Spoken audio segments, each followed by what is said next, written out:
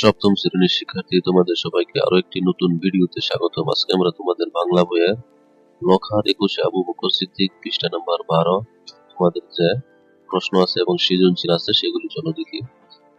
প্রথমে বলতেছে লখা কখন তার খিদে কষ্ট ভুলে যায়। উত্তর হলো দেখো খ নাম্বার। কি বলছে? উত্তর হলো খ নাম্বার, মাকে কাছে বের। তারপরে দেখো বইয়ের সাথে মিলিয়ে নাও। 2 নম্বরে বলতেছে লখাকে চোখ কান বুঝে দূর শুরু করতে হলো কারণ। উত্তর হলো ছোট ঘর, তাকে ফুল আনতে হবে। এবার দেখো উদ্দীপকটি পড়ো, 3 ও 4 নং প্রশ্নের উত্তর দাও। বাবার সাথে প্রভাত ফেরিতে এসেছে দীপু, ওর হাতে একটা টকটকে লাল গোলাপ, ওর কণ্ঠে গানের সুর, আমার ভাইয়ের রক্তে রাঙানো। প্রভাত ফেরিতে বীর ঠেলে সে লাল গোলাপটিকে শহীদ মিনারের সবচাইতে উঁচু সিঁড়িতে রাখতে সক্ষম হয়। এখানে প্রশ্ন হলো লখা ও দীপুর মধ্যে যে বিষয়টি মিল আছে তা হলো, দেখো কোনটি হবে উত্তর? খ নম্বর, শহীদদের প্রতি শ্রদ্ধা জানানোর আবেগ। তারপরে 3 এবং 4 উত্তর দিতে হবে। এবং 4 কি বলছে? দীপু ও লখা দুজনেই শহীদ দিবস উদযাপন করে প্রমাণ করছে যে এটা 1 নম্বর উত্তর। 2 নম্বর 3 নম্বর কোনটি সঠিক? উত্তর হলো 1 এবং 2। এখন চলো সৃজনশীল প্রশ্ন দেখি। তবু তোমাদের বইয়ে যেটি আছে 12 নম্বর পৃষ্ঠা।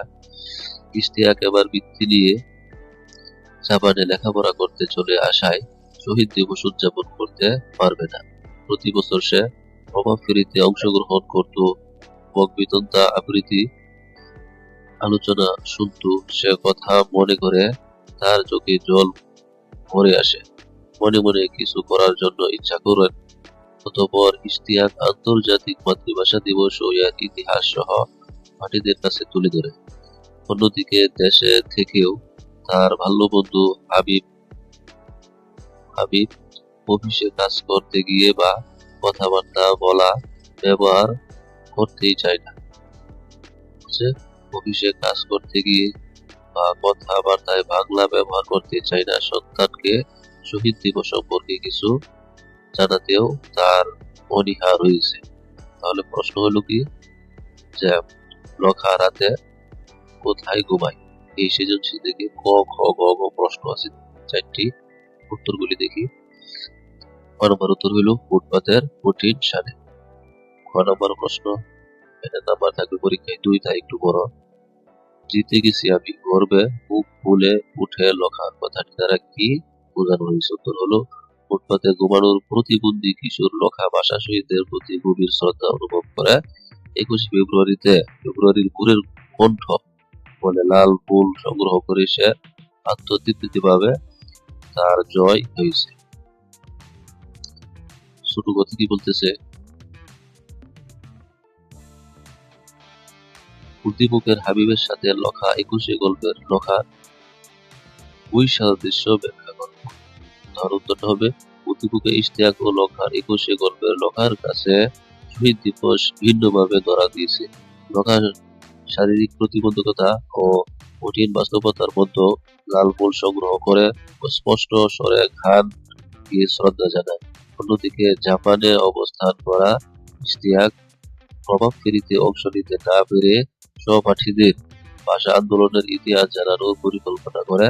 তাই বলা যায় পরিবেশ ভেদে তাদের কাছে শহীদ দিবসের প্রকাশভঙ্গি ভিন্ন।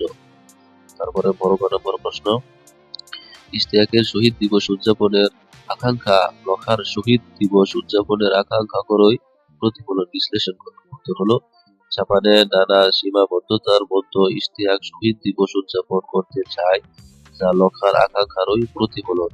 লখার 21 গল্পের প্রতিবন্ধী লখা কাঁটাওয়ালা গাছ থেকে রক্ত ঝরিয়েও লাল ফুল সংগ্রহ করে শহীদদের প্রতি শ্রদ্ধা জানান। অন্যদিকে বিদেশে অবস্থান করা ইশতিয়াক প্রভাব ফেরিতে ও আবৃত্তির স্মৃতিতে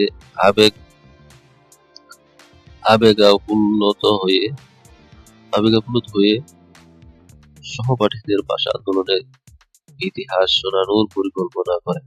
এবার উত্তরটা দেখবে। তোমাদের বইয়ে যে সৃজনশীল আসে পরীক্ষায় হুবহু ওইরকম নাও আসতে পারে। তাই আরো একটি সৃজনশীল আমরা দেখি। এবার চলো আরো একটি সৃজনশীল প্রশ্ন দেখি। সৃজনশীল 2, বিদেশের মাটিতে মনির জন্ম, ফলে বাংলা ভাষায় কথা বলতে সে অভ্যস্ত নয়, কিন্তু বাবা মায়ের কাছ থেকে শুনে আর টিভিতে দেখে মাতৃভাষা বাংলাদেশ ও মাতৃভূমি বাংলাদেশ ও মাতৃভাষা বাংলার প্রতি তার গভীর ভালোবাসা তৈরি হয়। তাই সে মা বাবার সাথে বাংলাদেশে আসে এবং শহীদ মিনারে ফুল দিয়ে ভাষা শহীদদের প্রতি শ্রদ্ধা জানায়। তাহলে এখানে ক নম্বর প্রশ্ন বলতেছে তুলু মিঠে কাকে বলে? উত্তর হলো হাওয়াই মিঠাইকে তুলু মিঠাই বলা হয়। ক নম্বর প্রশ্ন লখাকে খুদে টুকাই বলা হয়েছে কেন?